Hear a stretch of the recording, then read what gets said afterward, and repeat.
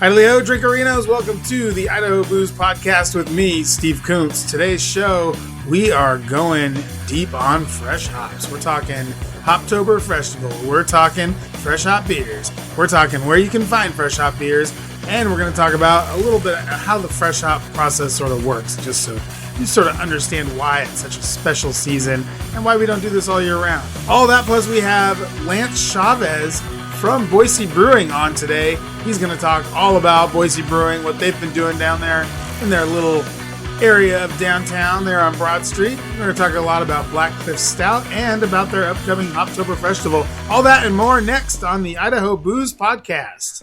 This show is sponsored by Boise Beer Buddies. When me and my friends are chopping it up at the local watering hole, say Good Apple Tap House or Twin Falls Sandwich Company, Bert's Growler Garage, I'm always watching the bar to see what people are ordering and if they are carrying that Boise Beer Buddies card. Because if you do frequent pretty much any craft beer bar or brewery in or around Idaho and you aren't using your Beer Buddies card, well, we can't be friends. The Beer Buddies card doesn't just unlock amazing deals like $1 off your first beer at Bert's, 20% off your entire bill at Twin Falls Sandwich Company, or BOGO Tuesdays at Boise Brewing. It also unlocks an entire world of craft beerdom with the Boise Beer Buddies app by showing you other bars, restaurants, and breweries where you can be saving money and making new friends like me. Let's face it, you're already buying beer. Now be a buddy. Get your Boise Beer Buddies membership today at boisebeerbuddies.com, and as a special treat, use promo code BOOZEPOD, all one word, BOOZEPOD, and get a free year-long membership when you purchase one. That's promo code BOOZEPOD for buy one, get one free Boise Beer Buddy card. Be a buddy. Sign up for Boise Beer Buddies today. Welcome back to the Idaho Booze Podcast. I'm Steve Kuntz, and I am excited about this next topic because I am talking fresh hops with you guys. So every year, there's this confluence, and it's not unlike the confluence of the Three Rivers in Pittsburgh, because you have fresh hop season, Oktoberfest, and pumpkin beer season. All three of them kind of happen at the same time. And this is a nightmare mostly for distributors. It's a nightmare because distributors have all these brands, right? And they have to decide, they don't have unlimited time. Everyone has the same amount of time. Distributors have to make a choice. They have to push either fresh hop, pumpkin, or Oktoberfest. Now, you can get away with pushing Oktoberfest if that Oktoberfest comes out early. Like Odell always puts theirs out like the 1st of August. I think other breweries are doing that as well. I know we had a couple out. I think Oktoberfest was out sort of about that time, and Mother Earth came out about that time. So some breweries get a good head start on it and get that Octo out 1st of August. Good idea, because what then happens is everyone puts their Octos out the 1st of September, along with a pumpkin beer and with their fresh hop beers coming in late September. So it becomes this like riddle of, who do you choose? Which one's the way to go? I know the one time I did work at a distributor, we had our boss, and Greg Barnes and I talked about it. And I said to him, hey, boss, we have a bunch of breweries that are pushing their pumpkin beer. And he said, we're not doing any fucking pumpkin beer. Octos, we all know what those are. We talked about them at length with Bert's. Go back and check out that episode if you want to hear more about that. Pumpkin beers, we all know what that is. They're nice, I guess. I don't know. Like, I go back and forth. I had one this weekend that tasted like a pumpkin chocolate chip cookie. It was a good beer. My mother-in-law was nice enough to get it for me, so I had it. It was good. Very good. Thanks, Maestro. Appreciate that. I love fresh hop season because it combines all of my favorite things, which is brewers. As someone who worked at a brewery and was sort of in charge of sales and marketing and stuff like that, you want to keep your brewers on schedule. You want to make sure they're brewing what you need to sell. And fresh hop season, they don't have a choice. They can't push it back. They can't move it up. They can't do anything about it. They have to brew it when they get the hops in. So here's how it works. You call the hop farm and you say, hey, we want freshies this year. We're thinking these, or these. And then the hop farm goes, yeah, that's cool. Here's what we have. And then you go to the brewer and you say, hey, this is what they have. And the brewer goes, okay, but I wanted these. And you go, well, you got this. And he goes, oh, and he's like, he or she is like, oh, the whole thing's ruined. We can't do fresh hops this year. Then you wait a day. Then they come back to you and they say, okay, when do we go pick them up?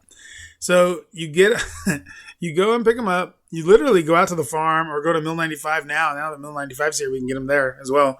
But you used to go out to the farm. You go out to like Oregon or Washington or even here in Idaho. And, you go and see like the open doors. And you're like, hey, guys, what do you got? And they'll be like, here. And there's a giant pile of hops sitting there. And you literally have to get like trash bags and load up your trash bags with hops. So 3 or 4 trash bags, 5 trash bags, however many you want to do. And then you buy them, whatever. And you have to run them back and get them in the kettle, I think within 24 hours of picking them. I think you have to have them in the kettle within 24 hours or they start to go bad. I think that's right. So you rush back, you get everyone back, you make sure that the assistant brewer is already getting the kettle ready or getting the mash tun and everything ready. You want to make sure that beer is already brewing by the time you get the hops back, I think. So you get the hops back, you dump them in, and you make your beer with them. And the thing with fresh hop beer, with fresh hops, is that they don't have all of the lupulin oils aren't concentrated like they would be if they were pelletized or if they were even like cryoed, because they're just right off the vine. So it's basically like a vegetable product you're dealing with at this point. So you're going to get a little bit of that vegetal flavor in a fresh hop beer. That's why fresh hop beers don't always come out as straight IPAs or straight pale ales. There's always like a little bit of like a harvest kind of flow to them, a little bit of a vibe. Like they just have a little bit different flavor than they would if they were pelletized or processed or whatever. So you get the hops, you get the beer going, and then after you get the fresh hops in and you get the beer brewed, you can then accentuate the flavor with maybe some pelletized version of whatever hop you used in the fresh hop. So if you get comets, let's say you get pelletized comets, you put them in the dry hop, accentuate it. I love fresh hop beers. I love them because they are different than just IPAs and pale ales. I love them because they only happen once a year. I love them because they're just like, it's just a fun new like beer every year. Like you could try, like I had one this year so far, just one so far, and it was from Crux, and it's a beer that I usually get, and it's usually awesome. And this year, for whatever reason, it just kind of fell flat. It wasn't like that great of a beer. So this can happen. I mean, they're fresh hops. They're literally off the vine. So, it's kind of interesting because brewers love doing that. I think everybody loves fresh hop season. The hop farms, it's kind of a pain in the ass for them, but they still love seeing the brewers come out, and the brewers love going to hop farms. Who wouldn't? Hop farms are amazing. You should go if you haven't.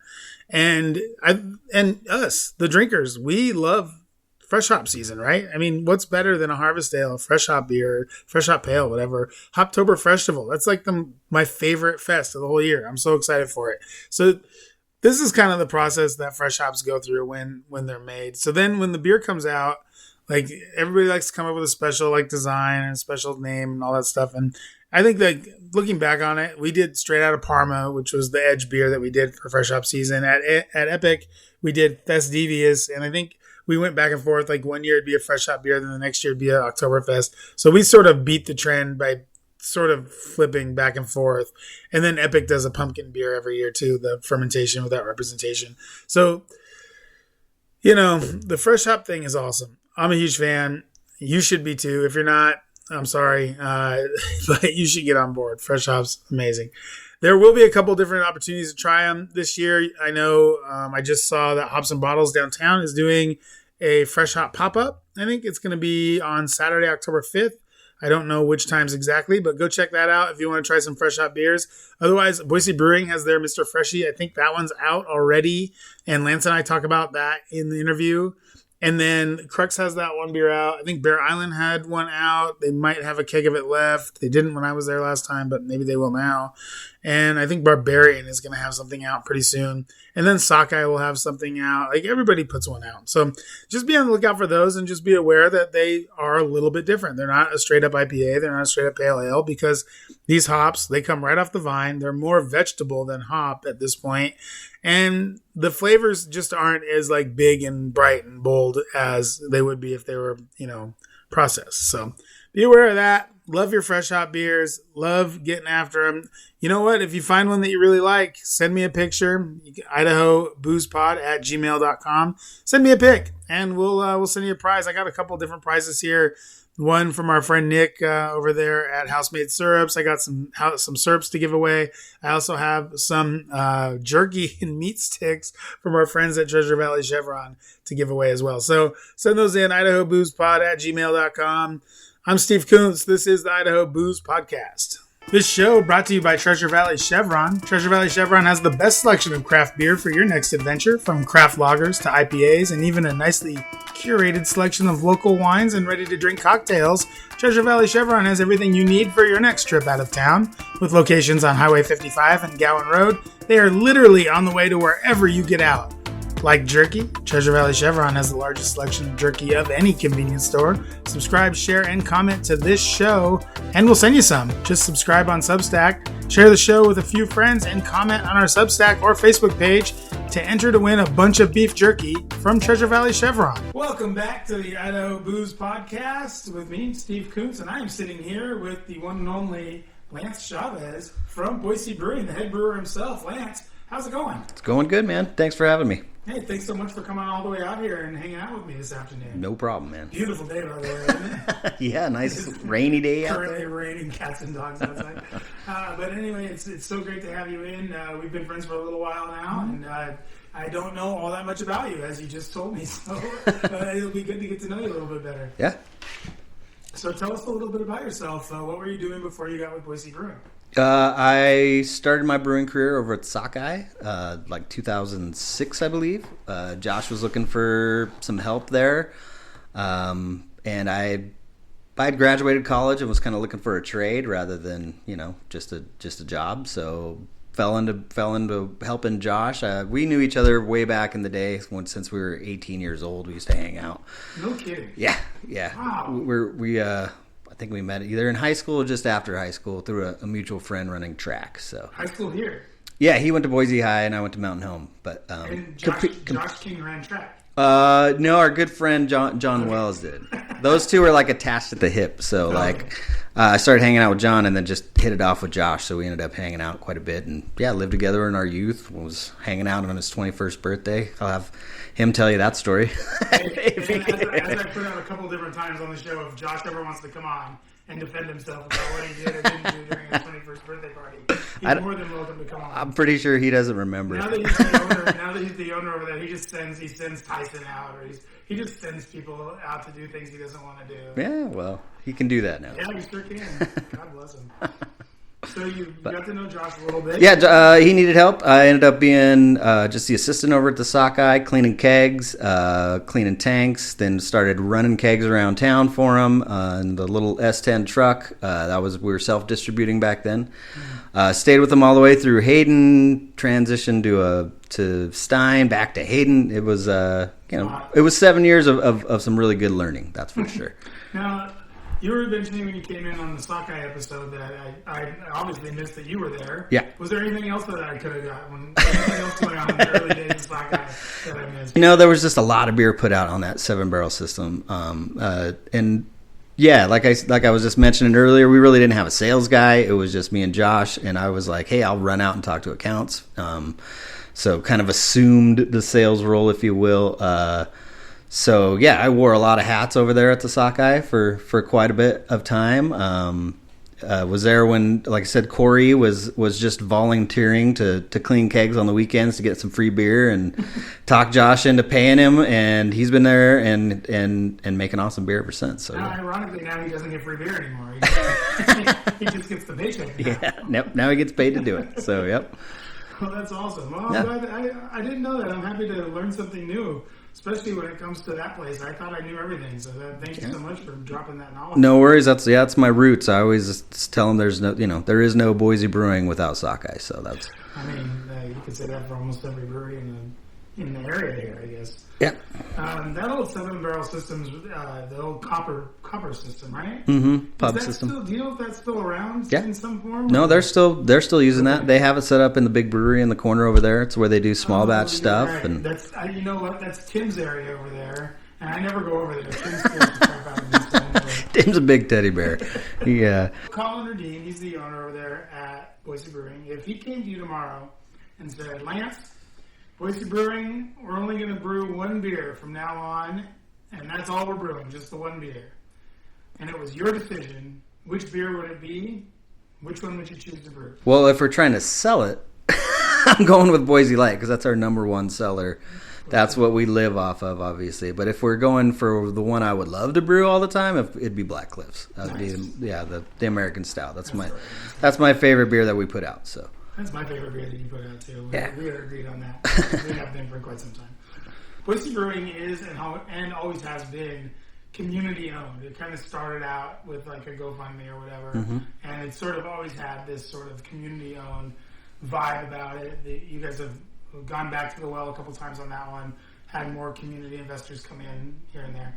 So what's it like having a collective of owners? Actually, it's an advantage for us that we have a whole bunch of people that are not only, financially invested, but, they're emotionally invested. They're proud of the place, so they want to bring their friends down there, show it off. It's been really nice for us. It's also good for a wealth of ideas as far as directions to go, or when we're tired of thinking about the same things. We have a ton of investors who want to contribute, those ideas. So that's been helpful, especially lately. So cool. That's awesome. So it's not only like a nice way to kind of keep the lights on and everything like that, but it's also added to some of the creativity or some of the beers or whatever that you've brewed and stuff like that. Yeah, absolutely. Yeah, we've thrown it out to the owners a few times for names, stuff like that. Oh, cool. And, yeah. Do you ever get any of them in there to brew? We used to do that at Edge when we would have our owners. We also had a smaller like investorship, but we would have them come in and brew a beer like once a year. Do you guys ever do anything like that? We haven't, but that is actually a really good idea. Steal it. Yeah. Edge is in the business. Gonna. Yeah. In fact, if you really want to be cool, there's a lot of investors at Edge that no longer have anywhere to go. If you were a former Edge investor, go over to Boise Brewing. There you go. They used to help with and if we needed someone to hang out at an event or something like that. Do you guys ever have anything like that? We do, yep. We actually have somebody taking control of the volunteering. We had a volunteer coordinator, and I think for whatever reason they weren't doing that for a while, but now we have a new one. So that it really helps out, kind of pointing people in the right direction. So Boise Brewing recently expanded to a restaurant. And like I was talking about before, food is amazing. I've gone a few times. I've had, like I said, the patty melt's really good. It's my favorite. Good. Yeah, it's a really, really good, nice atmosphere. It's a cool place. So how has that impacted you at the brewery? Has it impacted it all? And what are your favorite, obviously the patty melt, I guess, is your favorite menu. Yeah. But what else do you like? Patty melt is definitely my favorite. That thing stands out. Those guys in the kitchen almost can do no wrong. Everything they put out is excellent. But yeah, I stand by the patty melt, add bacon, and it's to die for. So, yeah, that and the smash burger is pretty awesome too. As far as the impact, it's been nice for us as on the brewery side.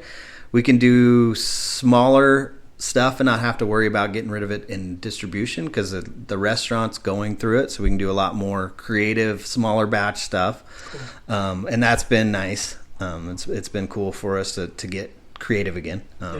So that's where, last summer we came up with pineapple wheat. It was super popular, so we brought it back this summer. It's been great. So yeah, that's how it's affected us back there. Cool. So you have justification now to brew some of this stuff that maybe you weren't able to do before. Yeah, it's been kind of nice. Yeah, and Colin's encouraged us to do that, and that's been nice too. I mean, kind of giving us a little bit of freedom on bringing in some more expensive hops, that kind of thing. So yeah. The restaurant is a really nice sort of addition, and you guys were sort of already on Broad Street. I mean, you definitely were on Broad Street anyway. Really, kind of the first to be on Broad Street. You were there, as far as I remember, before all the hotels, all the apartments, the Trader Joe's. Yeah. And another brewery also popped up over there with Mother Earth's little pub down the street. Mm-hmm. So how do you feel that this expansion has affected Boise Brewing, and which new neighbor is your favorite? It's been a real positive impact on Boise Brewing. I mean, we've brought in that many more employees. We had, for the longest time, I think we maybe had like 10 employees, 14. I think at the height of not having a restaurant, now we have 30 some odd people that work there. So it's been great for us. As far as my favorite neighbor, I don't know. Hard to say. I would probably say the coffee shop because they keep us up and running in the morning. Foreman Functions right next door, so that's been really nice. So. Yeah, I hope, it's hard to say if we're everybody's favorite because we have so much, traffic in the alley and smells coming out of there. But hopefully we're a welcome addition. You were there first. Well, this is true. This is true. This is true. We actually, Broad Street people have a problem with Boise Brewing. You come find me. I'm about 6'4", 220, and I'm ready for you. I'm right here. And Lance is right next to me, also about 6'4". Yeah, huge. 235. Yeah. A little bit bigger than me. Buff. But, big. Everything around us has changed. Even the street, when we moved in, there was still rings to hook up your horse on 6th Street. Yeah, that's right. Those are still, I think there's still a couple of those around. There probably are, just not on 6th Street anymore. They were gone when they tore up the whole street and redid it. I just saw those horse things down there. I really like it down there now. I love that little corridor. I'll park right by you guys, or even maybe on the other side of Bodo, and I will walk down. I'll hit Boise Brewing on the way up. I'll go up and check out what's going on with our friends at Mother Earth. Then I'll come back down, hit Boise Brewing again, and then be on my way. I think it's awesome, and it's great. I think that's awesome that you guys opened up Broad Street for everybody, and I think that the city needs to realize just how much work you guys have done for the downtown area, and the fact that they would come to you after the fact and try to basically steal water money from you. I'm so happy that was struck down and that they can't do it, at least for now. Yeah. Any thoughts on that or anything? Just happy it really worked out for the breweries, all of the breweries' favor. I'm glad they came to an equitable solution for that, and I'm glad the city backed down on that, because it's just a surprise to everybody, it's the Chris Rock thing. It's like they're on the rock. Yeah. Like they come and they ask you for money years after the fact. It's ridiculous. Yep. I mean, yeah. Let's talk about your early days. What was the first beer that you brewed professionally? I guess probably at Sockeye. I think you did a Belgian double over at the Sockeye, trying to reuse some of the yeast that they use for the triple pie over there. You'd use it once, and so I was like, let's see if we can get something else out of that. So yeah, how did it turn out? Not great, honestly. It wasn't the best double in the world, I'll be honest. I mean, it wasn't awesome. I did another beer for the Sockeye called the Precocious Imperial Pale, but it ended up being shortened to the Pimp. And that one ended up doing good. That one got a gold down in Idaho Falls one year. So that's when I was like, oh, maybe I am onto something. Maybe I can do this. So yeah, that was a couple of the early ones there. And then when I moved over to Boise Brewing, we used to do a new beer every month. Mm-hmm. For the first couple years, actually, for our investors. We just called it a community-supported beer. So got a lot of different beers in there. The very first original recipe I did for that program was the Black Cliffs American Stout. Cool. So I always like to say that's kind of our foundation is that beer. So for sure. Yeah. We will, don't you worry. We will talk about that. As you know, I'm a big fan of that beer, and I can't wait to get into it a little bit. Right on. So which beer at Boise Brewing is one you feel maybe people should know more about, or that it should be more popular that maybe isn't? I don't know about more popular than it should be, but we just came out with a Mexican lager this summer that actually really did well in-house, but out in the world, not a lot of people got to try it. But it was our number one seller in the tap room pretty much all summer. We called it Resting Beach Face. Nice. And yeah, people enjoyed it. That's a tough one, because currently Mexican lager is the number one selling yellow beer in the world, in the country. Yeah. And probably the world, for all I know. And I think 10 out of 10 breweries do one. It's a pretty competitive market for that type of beer. It is. It's almost like we were left out because we didn't have one. So it was like, well, let's get one out there. Let's, get a good name on it so it gets some attention. Resting Beach Face, yeah. Nice. And people enjoy that. We served it down in Idaho Falls at the beer fest there, and it ran out in, I think, a half hour. How come you guys haven't done any kind of like ready to drink or seltzer or anything like that? We like to stick with beer. I get it. Today, a lot of breweries have to diversify what they're selling and what they're serving. We do have the restaurant that they buy the RTDs, they buy the seltzers, so it's available at our place. But we just we know what we do well, mm-hmm. and I'm not sure we would. Nobody gets super excited, even if it's a local seltzer. Nobody's like, yeah, really. Nobody gets too excited about that kind of stuff. So it's another way for breweries to make money, but we're just, like I said, stick with what we know. I've always prescribed to the fact or I guess to the adage that at the breweries that I worked at anyway, we brewed what we liked, and if you liked it, that was great, like awesome. Like we'll share it with you. But if you don't like it, there's another brewery down the street. That was definitely my attitude when we first opened Boise Brewing. I'm like, I'm gonna make stuff that I think is awesome, and hopefully everybody else thinks it's awesome too. But then there's just certain styles that were, as a former sales guy, or it's hard to go out in the market with a barley wine and head to the Applebee's and be like, hey. It's tough for the Applebee's. You really want to hit. That's a Texas Roadhouse. They like the big beers over at Texas Roadhouse. Yeah, they got their belt buckles and everything. And their snifters. Yep. Yeah. They get the 12 ounce. Actually, one of my favorite things. There used to be this sports bar on Eagle Road. It was where it used to be in Iggy's, and then it was. I don't remember what it was called. Cheerleaders. No, it wasn't Cheerleaders. Oh. It was further down. Okay. It was like Eagle Road and like U-Stick. Okay. Kind of like where Trader Joe's is. Anyway, they used to have our Belgian triple on tap, and they would sell it in 16 and 32 ounce. Holy cow. Wow. So I told our brewer about that one time, Carrie, and I said, hey, Carrie, this place, they have it, and she was going to take a day off, like an R&R day or whatever. And I was like, go check this place out. They'd really love if you came in. They buy 2 of our beers all the time. And she was like, okay, whatever. Mm-hmm. And so she went and she texted me. She's like, must come over here. We need rides. That's Put funny. Dunk a Monk on 32 ounce. Has that ever happened to you where you've gone to like an account or something just kind of randomly and seen one of your beers on and been like, sweet, this is great? It happens on occasion for sure. Yeah. We should. Most of the time I run into Boise Light and it's like, dang it, I wish they had a hip check on or something. Put the IPA on. Something, yeah. You guys have done an awesome job. Every time I go in, one of the reasons why I like going to Boise Brewing is because I see the same people all the time. I'm in my 40s. I don't like new people. I like to see the same faces over and over again. It's just how I don't remember names. And it's just understandable. And I'm no longer a salesperson, so I'm no longer. You don't have to know anybody's names. names. Exactly. Yeah. Not that I ever did to begin with. Sorry, everybody. I had an Excel spreadsheet, like most people. Anyway, so you guys have done an awesome job of retaining people. You guys have just had. You've been there, I think, since it's open.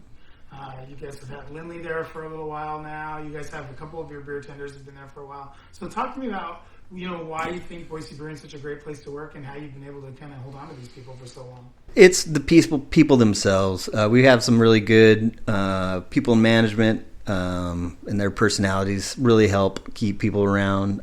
We have Kate Sharp. She's our taproom manager. Been there through the pandemic, through some rough times, ups and downs for sure. But she always has a good attitude, and that gets spread to the people around her.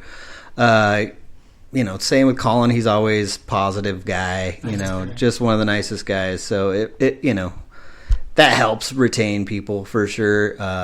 We put out a good product that helps, having that, solid base of good beer to get behind and that you're proud of. And, and the community supported thing really does. I mean, it helps for me, especially because it's like, well, they gave us a bunch of money because they got faith in me to provide and really produce some good beers here. So that it isn't lost, it isn't lost on me. So it's a ready-made group of people that want to love your beer. They want to be in there. And also you guys get a really good amount. I feel like every time I'm there, if I go on certain days of the week, I see some of the same people. So, do you know very many of your regulars? Have you had a chance to talk to them? Is it something that you're kind of involved in? How does that work for you? I'm rarely there at night. Obviously, I work in the morning, get my stuff done, and get out of there. But I do know quite a bit of the regulars. Most of them, the owners. Most of the people that have, been even as far back as the Kickstarter, helping us out. You get to know them and get see them there, say hey, get to joke with them a little bit, nice. But always recognize them. They recognize me. I see them out in public and could say hi. So it's the one part about Edge that I missed the most was the regulars and the owners that would come by because they were just the coolest people. And they were like so supportive. And you've been there for 10 years now, I guess. 11. I helped develop recipes before I even opened the doors. Okay. So yeah. So 11. Is there a style or is there a recipe that you've wanted to brew that you haven't had a chance to do yet? Yeah, there's always something that you find inspiration from another brewery or when I go judge, tasting all those different kinds of beers, you definitely get some inspiration. So I've been wanting to do a coffee beer for the longest time that's not a porter or stout. So I'm actually getting to do that. Friday we're going to brew a coffee cream ale. So cool. Super excited about that. Yeah. And then there's some other beers out there that I definitely want to try. Like I said, I like coffee beers for sure. So we'll be bringing back a Cafe Muley this winter as well. We use the Cafe Muley cold brew in that one, and that one's one of my favorite beers for sure. Is that a stout? It is. Okay. Cool. Yeah. Super tasty. Coffee beers are great. Have you had the Vienna lager from Sockeye? I have. Yeah, pretty good. That's a solid beer. Yeah. Nice. Well, I can't wait to see that coffee cream ale. And Hip Check, we did just talk about briefly, but Hip Check is your guys' IPA. It's been your IPA for quite some time. Comes in at a whopping 7.6%. So why do you have such a high octane IPA? You got to have a lot of malt in there to balance a lot of hops. So that's the more of that sweet liquid in there, you got to have the balancing bitter hops. So it's just mostly for balance. Keep it balanced. Yeah. Which hops are you finding yourself gravitating towards? Which maybe some of, not like Centennial, Cascade, Chinook, those ones, but like maybe some of the newer ones. What hops are you kind of looking at and trying out? You're really getting into New Zealand hops, honestly. They're some fun stuff coming out of the Southern Hemisphere. Nelsons are probably my favorites right now. Those things are so diverse and give you such crazy aromas and flavors.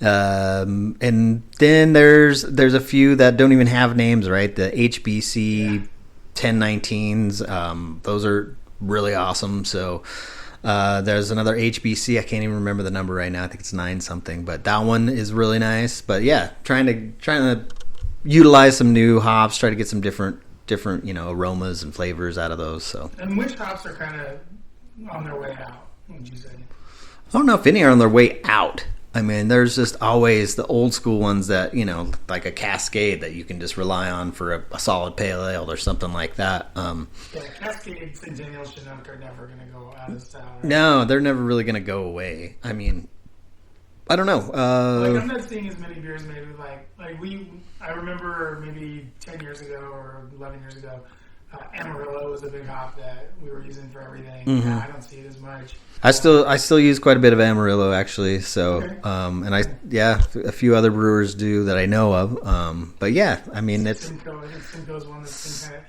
now people are using it to bitter as opposed to flavor. Yeah, yeah, we still use it for aroma. It's got that nice tangerine kind of. Yeah, and it plays well with like Mosaic Simcoe combo is really nice. So yeah. Simcoe, Amarillo, Mosaic. Mm-hmm. Shout out Sean Kelso. Which of your beers do you reach for after a long day, and which one are you most likely to order when you go out to eat? If you see whatever's on there. Again, what I run into is Boise Light. Yeah. Say all your beers are on tap. Say, that's a tough one. I've been on a lager kick lately, so any of our lagers is kind of what I've been going to. We have Oktoberfest out right now, and it's really tasting good, so I've been enjoying that one. And then if it's fresh, the Jagged Shards, one of my favorites. It's our Imperial Red. That one's. Maybe I don't know if it's fair or unfair or not, but you guys aren't really known for those bigger beers, even though Hip Check pretty big at 7.6%. Jagged Shard, another good one, probably 8, something like that. So yeah, it's high 7s, close to 8. I think it is 80% actually. And then Black Cliffs is 7.5% somewhere in there. So when are we going to start to see more of those barley wines and more of those? I don't know if it's fair to say we're not known for them, because those are the ones that win the national awards. So I think and Jagged Shard. Jagged Shard last year won silver at the World Beer Cup. Oh, nice. And in 2017 it got a bronze at GABF. So you're right. So those we kind of are known for those. Bad job by me. Like when you guys do like barrel aged Black Cliffs or any of those kind of beers, do you guys usually just put those out in the tap room or? What's up with beers like that? Generally, it changes every time we do it. And sometimes we'll just do a small bottling run of those, and then sometimes we'll just tap them up in the tap room. But we did just now, this last month, acquire our own canning line. So we do have intentions of using that for a lot more small batch stuff. So like 100 case run of Black Cliffs or Jagged Shard when we brew it for competition is kind of what we're looking at. So it really is kind of weird that bigger beers are always put into bigger vessels, right? So I think Epic was one of the first. I'm sure someone did it before, but Epic started putting Big Bad Baptist into 12-ounce cans. And the first time I saw that, I was like, well, this is stupid. And then the first time I opened one up and was able to only have like 12 ounces of Big Bad Baptist, I was like, this is perfect. Yeah. So is that kind of what you guys are looking at, or doing 16 ounces, or what do you think? I think for the small batch ones, I think we're looking at 16 ounces, but we are also open. I mean, it's just financial wise what makes sense in a can, right? Some of those big beers are pretty expensive to make, so you have to charge an arm and a leg, and it doesn't make sense for the consumer. So we try to keep in mind all of that when we're deciding what we're going to put into a can. So we are developing with that, with price in mind for probably the first time ever. I'm making a recipe with price in mind, which is weird for me. Yeah. I know Colin's is loving it, but I've never really done that. I just try to make the best product. But Albertsons and there's a niche in the market for a double IPA in a can, so that's what we're trying to do, and we're trying to keep the cost kind of low. So developing a West Coast IPA with not super expensive hops and not a ton of hops on that that last 5 minutes or something, and we're going to see what happens with that. So good luck. I mean, double IPAs are tough to make cheap. Yeah, they're easy to make cheap. Right now, I've got one. I've got a recipe that we're gonna brew here in a couple weeks, and it comes in cheaper than the Better Hazy. So. Well, the Better Hazy though, you have to go out and get a different yeast strain and all that fun stuff, right? Yeah, and there's a ton of late edition hops. I don't put any hops in the boil. Actually, we bring the wort down to 180 degrees before we throw any hops in there. So. And then we throw a ton of hops in there. We do Equinox, Eldorados, Idaho 7s in that one, and there's one I'm missing too. I can't remember. A Mosaic, I believe. So yeah. It's always Mosaic. Yeah, right? Yeah, that's a go-to. Mosaic should be a go-to. It's a solid hop. Yeah. Yeah. So we're talking hops, hazies, double IPA. So with the double IPA, I think the cheat there is always to do like carapils or something or dextrosmalt or something like that, right? Yeah. I mean, to build up the ABV. Yeah. I don't do that. I just usually let the hops do the talking. Just to have a huge grain bill with a little bit of carafoam or a carapil, something like that, and that's kind of what I run with. So we're getting into it now. We're getting nice and nerdy. I'm sure.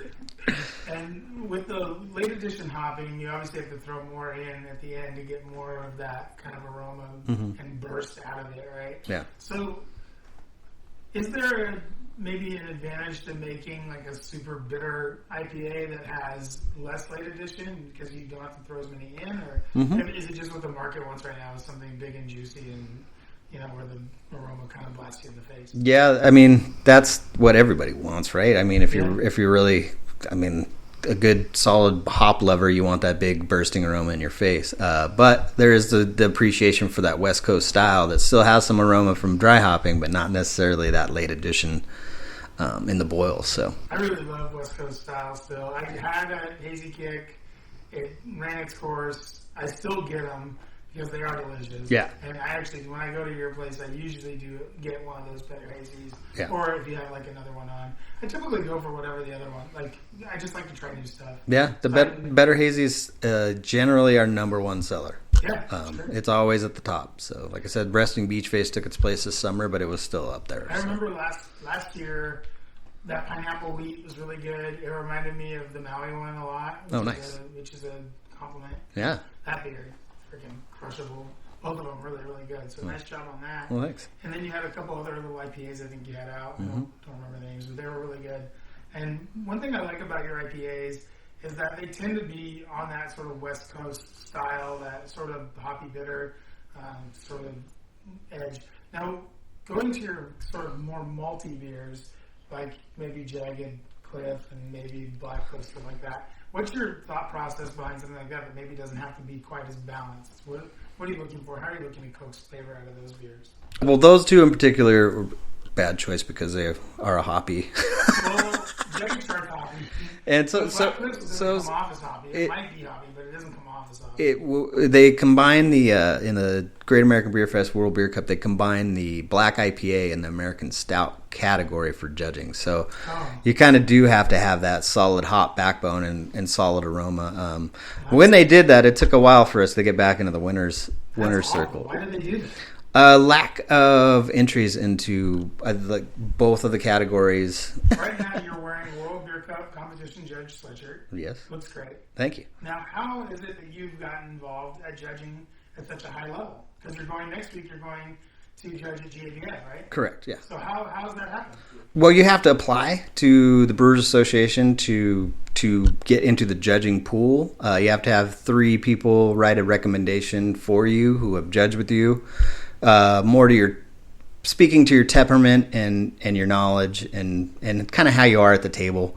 I just want to make sure everybody's there, gets along and all that good stuff. Sure. So I had to do that, and then they put you on a wait list. Waited.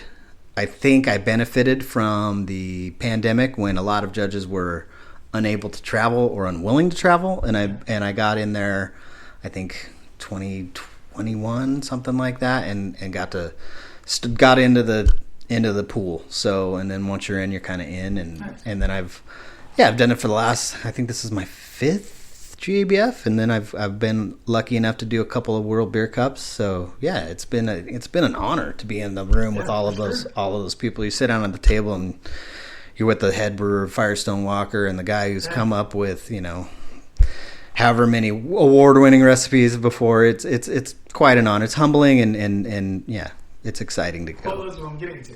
There can't be very many people from Boise at the table, right? I've only been judging with somebody from Idaho once. That was Paul Thomas. He's been in the brewing industry forever. I currently think he finally dipped out. But yeah, that was the only other Idaho brewer or judge that was down there. So there's not a whole lot of us down there. Yeah, the only other one I know is also a Boise Brewing guy, Neil. Yeah. He used to be your guys' sales guy. Mm-hmm. And now he's a full-blooded, he's got his papers and everything now. He's a Cicerone. Yeah. Level 3, I think. Yeah. He's that's big time. Big time. Yeah. Cicerone. Yeah, so shout out to Neil. Good job by you, buddy.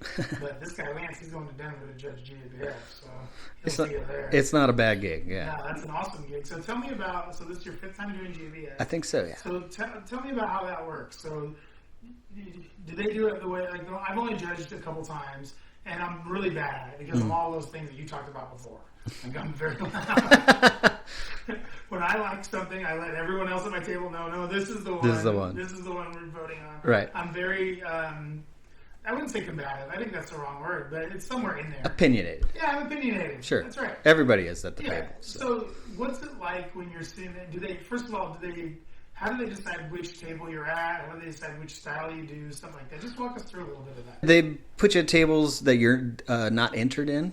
For these bigger competitions, you actually fill out a preference through all of the styles. Nice. You judge, do I really want to do this, or I really don't, or how I don't like, I'm not a big fan of judging Belgian sours, stuff like that. So I'll put not my favorite, you know what I mean? But how could you even, especially if you get 3 amazing ones. Yeah. If you get 3 amazing ones, it becomes very tough. But more often than not, you're not going to get 3 amazing ones, right? It's going to be a lot of rough stuff. There's a lot of really good beers. It really is. So they got to go through a lot of rounds, and you really get our appreciation for the winners there, because they really do have to go through a gauntlet. All different tables, different rounds, different judges have to agree that that's so the one. you don't like judging sours, Belgian sours. I'm not good at it. I'm not the best person for that. I don't seek those beers out generally, so I'm not like an expert. I can definitely judge. IPAs, I do judge a lot of hazy beers. I do brown ales, a lot of lagers, a lot of German pills. And so what happens? So they bring you guys a bunch of unmarked glasses, I guess. Mm-hmm. And then you just like sit there and sniff and stir, and how does that work? They've gone digital now, so we all have a laptop or some kind of device, and there's a program that you go through and you judge aroma first, you judge color, you give the flavor and all of the aspects and how well it is, matches up to the style that you're judging. And that's what you're looking for mostly is best example of that style. Not necessarily, again, may not be your favorite, but it's the best example of that style, and that's what you're looking for. So it's 6 people at a table usually, and they'll split that up, usually split it in half so you can get more beers done. So they'll bring, 10 beers to one side, 10 beers to the other. You whittle it down to the top 3 and move those on to the next table. And then they just keep whittling them down till they get to the bottom or the top 3. So. And you take a sip of one and you're like, this tastes like Firestone Walker Pale Ale. It's actually pretty frowned upon to say any brands at the table. You'll get in trouble by your table captain. They'll be like, yep, no brands at the table. So there's a table captain. There's a table captain, yes. Now, when are you going to be table captain? I was table captain at last time I judged the GABF, which was a surprise to me too. It was the first time we had used the electronic judging. And I sat down at the first table, and I'm like, "Who's the table captain here?" And it was me, and I was like, "Oh!" And I'm the last one at the table. Sweet, making a good example. No, there's no sash, nothing like that. Captain's hat? It's just somebody to facilitate, really, just to kind of. Like a captain's hat would go a long ways. You know who wears that is Jamie Floyd, the Ninkasi brewer. He brings a Navy captain's hat, so when he's a captain, he throws it on. Good for you, Jamie. Yeah, he's quite the character. All right. Well, thank you so much for taking us through that a little bit. We're going to take a short break. We'll be right back with Lance Chavez from Boise Brewing. This is the Idaho Booze Podcast. The show is brought to you by Like Button and LikeButton.us. You own a company and it just made a sale. Congratulations. But do you know how much money you spent to get that sale? Did that customer just walk in the door to escape the blazing heat, or were they fed ads on their favorite mobile game, then on social media, then on Google, then on their streaming service before they decided to visit you? So how much did you spend to get that customer? At Like Button, we will not only set up a proven sales funnel that will generate leads, but with our unbeatable transparency, you will know exactly how much you spent to acquire that customer. Then Like Button will optimize so the next customers you get come in cheaper, so more money ends up in your pocket. Stop wasting money on ads that don't generate more money for you. Get back to doing what you love and let Like Button do the rest. Go to likebutton.us and sign up for a free consultation today. That's likebutton.us. Welcome back to the show. Lance Chavez is here from Boise Brewing. Lance, hey. Hey. How are things? Things are good. As my dog is passed out over there, just woke himself up on the chair. That was pretty funny. So I wanted to talk about your guys' at least your most decorated beer. I don't know if you consider it to be your best one or not. I do. I actually like it the best out of all of your beers. It's a Black Cliffs American Stout. What was the inspiration behind Black Cliffs? Where did that come from? That came out of a beer I wanted to make at the Sockeye, but never got the chance. So when I got the chance to start doing my own recipes, I was one of the first ones out of the block. Hear that, Josh? You missed out on three GABF medals? 4 GABF medals and 2 World Beer Cups. Way to go. So way to go. Yeah, well, a little angst goes a long way sometimes. You had Mozart over there in the corner. I'm just joking, just joshing with you. Anyway, so you're over there. You had this Black Cliffs recipe. You wanted to make it. So when you were brewing it, and the first couple times you brewed it, did you think it was going to do this well? What did you think about it? I wasn't sure. We brewed it the first time. I didn't want to enter it blindly in the GABF. We entered, I think in 2014. We threw a few beers in there and didn't win anything. So I knew it was good. That was one of the beers I was really proud of. Speaking of Josh, I pulled him aside and was like, "Hey man, you got to try this. You got to try it." And he was like, "Oh, all right." And Kevin Bolin, I actually bounced the recipe off of him when it was in development. I'm like, "Hey, I got this. What do you think?" He was like, "No, man, looks good. Roll with it." So, those guys were my mentors back then. So I definitely, respected their opinion and wanted to bounce bounce it off of them. But yeah, super proud of it. And then the next year we entered it into the GABF, and it won. So it was like gold medal, right? The first time it was a silver, Silver. but it was 2015, and then we went on a 5-year winning streak at the GABF, which kind of blew me away. I was like, wow, this is, that really proves. And it won Black Cliffs won 4 out of 5 of those medals, with Jagged Shard pulling one too. But it was, pretty exciting. And that's when I, knew I definitely had something that was spectacular. So, yeah. And with a beer like Black Cliffs, which is sort of I guess a dry stout, right? American stout. So it's a little bit bitter. It finishes dry. It finishes with a little bit of bitterness. It's a really nice beer. I really enjoy it a lot. I tell you this all the time.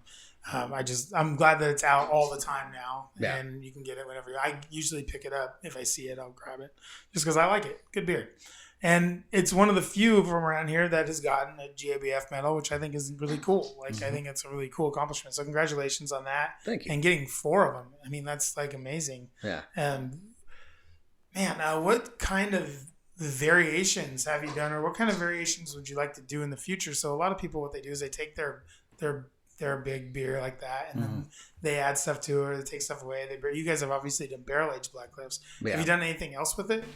Not really. Just we have thrown it in some barrels. Bardenay barrel this last time, so it turned out really good. Bardenay whiskey barrel. Mm-hmm.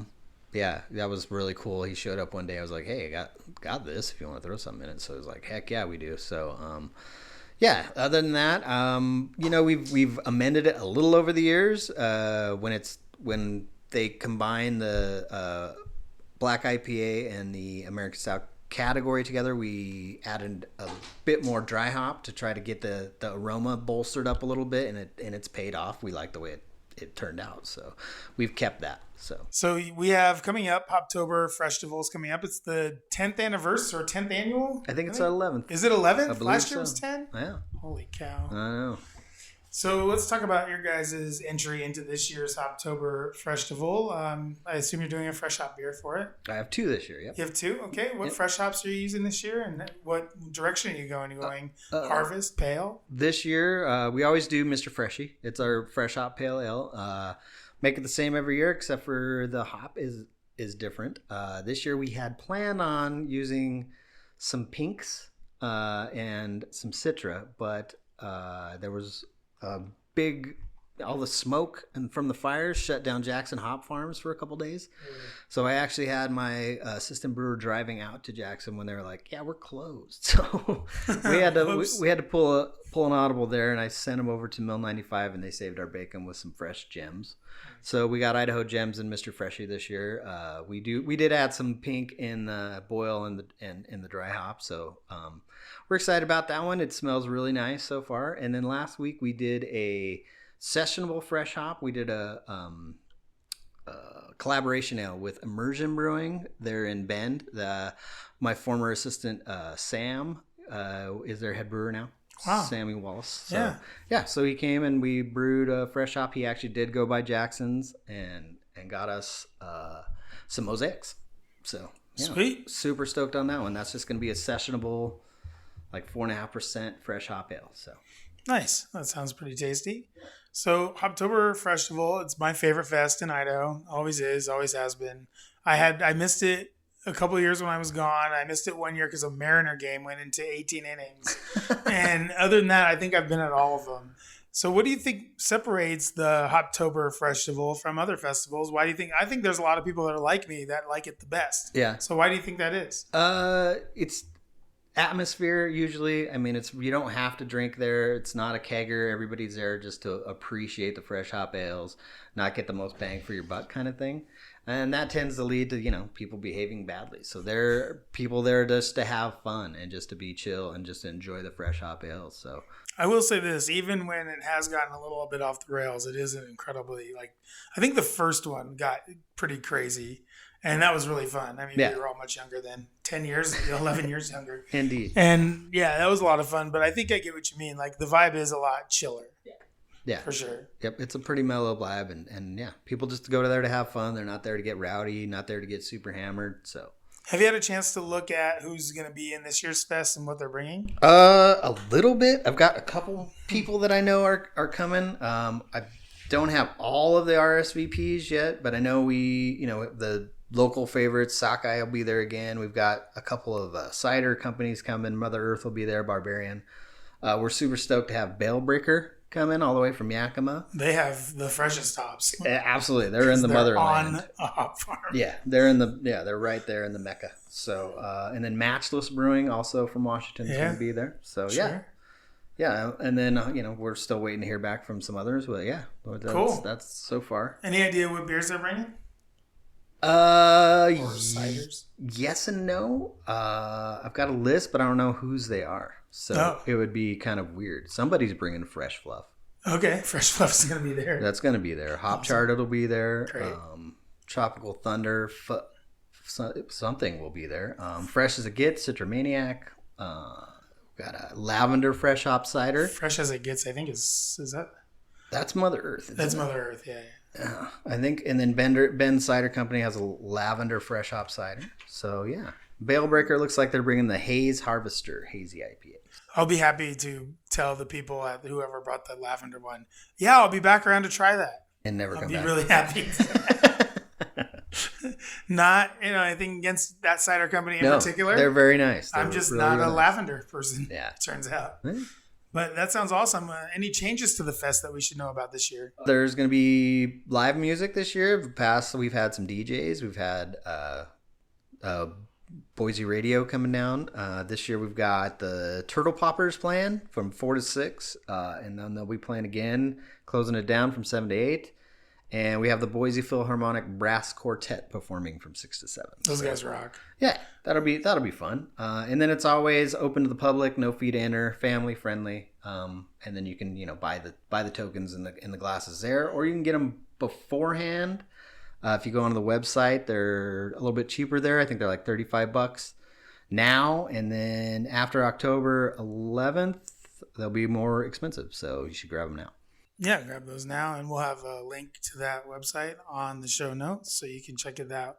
Check it out there, and just go ahead and give us the full-on details, so the day, the time, and just that stuff real quick for the Hoptober Freshtival. It will be October 12th from noon to 8. We're located at 521 West Broad Street, downtown Boise. That's the festival will be right out front of the brewery. We close down the street, and yeah, it should be a good time. Like Tree Fort, that whole front part will be closed. Yeah, that whole street will be closed down. Okay, cool. Yeah. One day I'm hoping that it goes from you guys all the way to Mother Earth.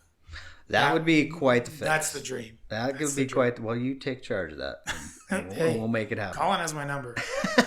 He knows where to find me. Right on.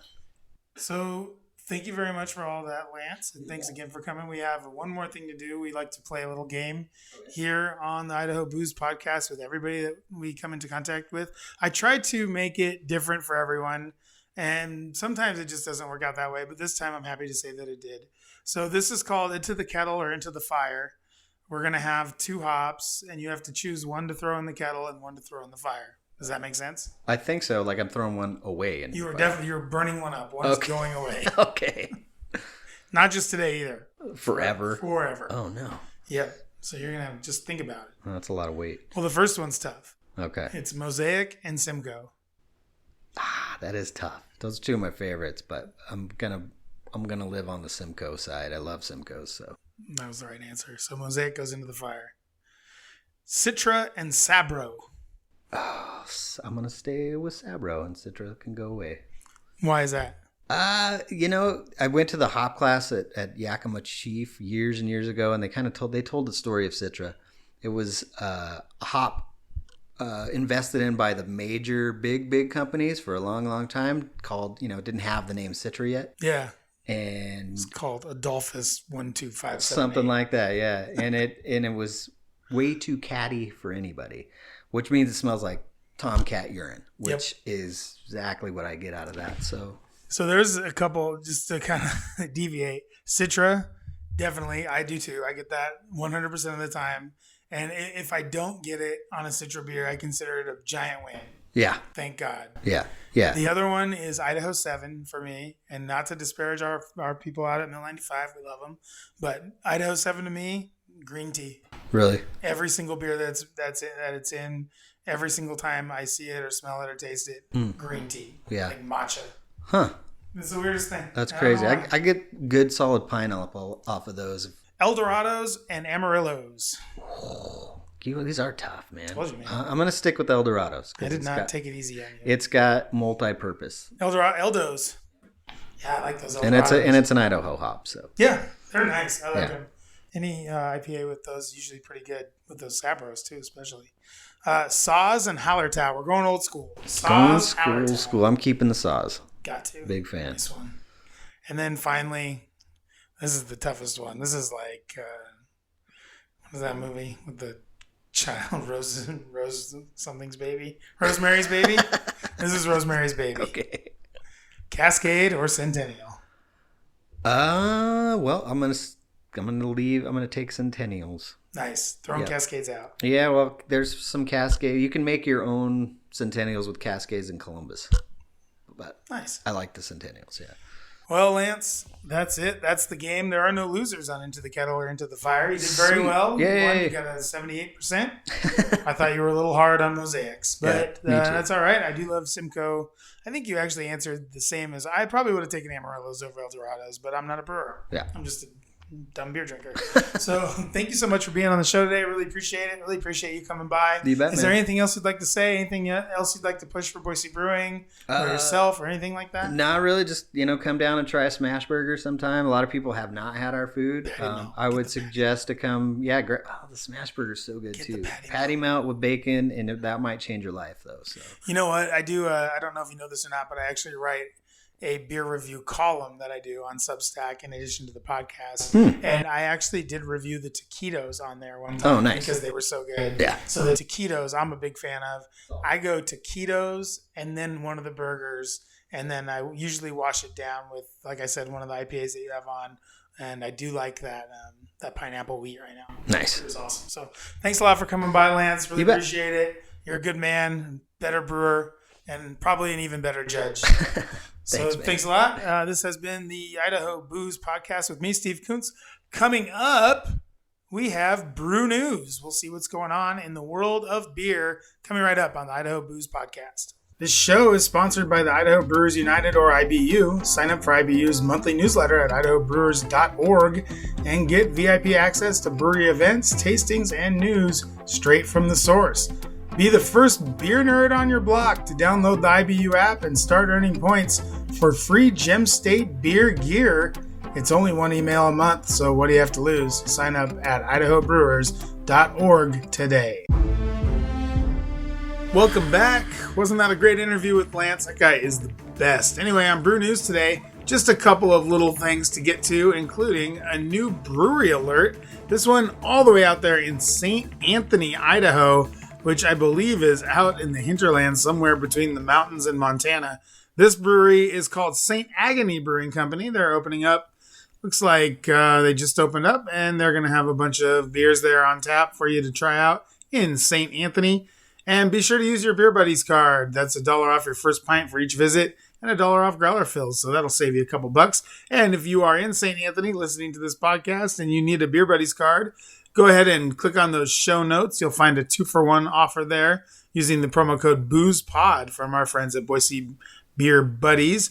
Also going on, we got the Push and Pour event in Garden City. This is going to be with, future friend of the show, Adam from Alliteration Ales. And it looks like his partner Shelly is going to be there as well to talk all things alliteration.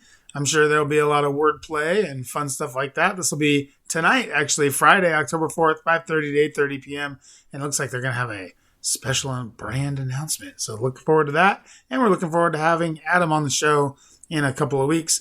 Or maybe it's next week. I'd have to check the calendar. No idea, to be honest with you.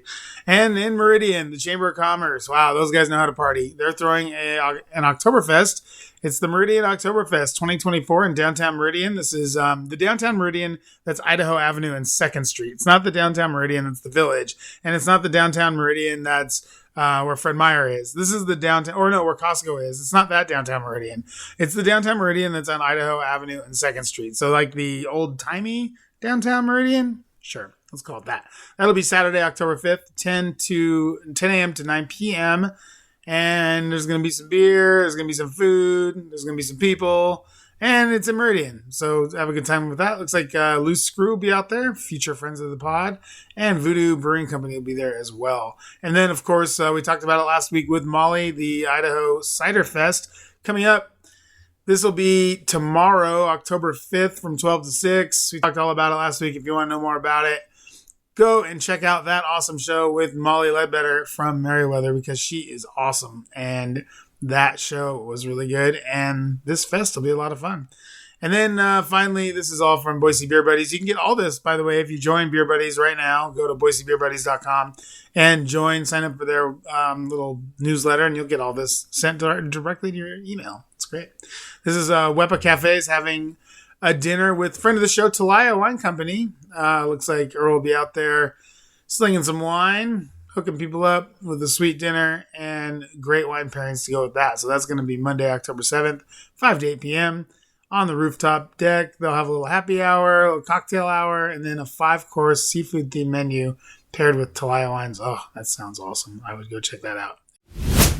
Welcome back. This is the Idaho Booze Podcast. Just want to say thanks to Lance Chavez for coming on the show today from Boise Brewing. That guy's the best. He's such an awesome dude, and it was great getting to talk to him. You know, it's funny. I've known him for probably a decade, at least a decade, and I've never sat down and talked to him. So it was cool to get to sit down, talk to him, get to learn more about him, his kind of journey in this brewing path that he's been on. He was one of the guys at Sockeye. I totally forgot about that. And that's my fault. So yeah, great talking to Lance. Thank you so much for coming on. Thank you to Boise Beer Buddies for sponsoring the show. Treasure Valley Chevron, thank you as well. And Idaho Brewers United, thank you very much for your continued support as well. Last but certainly not least, you guys, the listeners, thank you so much for checking out the show each and every week. I really appreciate it. If you have any comments, concerns, or questions, please email in idahoboozepod@gmail.com. We'd love to get some more listener questions in and some more reviews in as well. Like to see what we're doing right and what we're doing wrong over here, because really it's just me in a room, honestly. I got 2 dogs, me, coffee. That's really it. So if you have anything to add, I'd love to hear it. Hope to see you guys out and about this weekend. There will be that fresh hop pop-up at Hops and Bottles. There's that wine dinner at Talia and Wepa Cafe. There's the Idaho Cider Fest going on Saturday with Molly and the whole gang at Merriweather and everybody there. They're going to shut that road down. And the Meridian Oktoberfest going on this weekend as well. So lots of stuff going on this weekend. Hope to see you guys out and about.